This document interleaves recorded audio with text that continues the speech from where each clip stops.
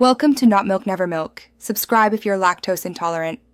In this video, I will explain how to make steak for tacos. First, choose your cut of beef. Flank or skirt steak are excellent choices for their rich flavor and ability to absorb marinades.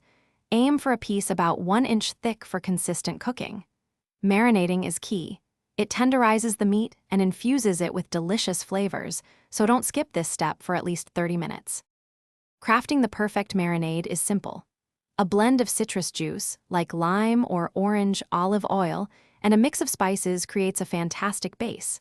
Include garlic, cumin, chili powder, and oregano for that classic taco flavor.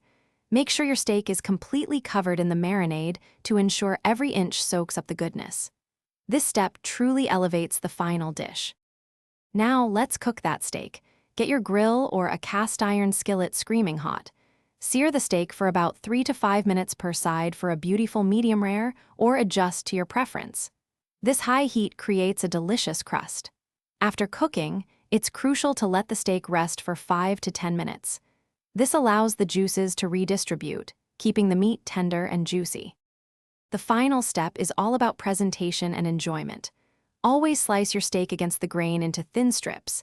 This ensures maximum tenderness in every bite. Gently warm your tortillas, whether corn or flour, to make them pliable and enhance their flavor. Then, it's time to assemble. Load up your tacos with the delicious steak, fresh toppings, and your favorite salsa for an unforgettable meal. Thanks for watching. If this was helpful, leave a like and consider subscribing. See you next time.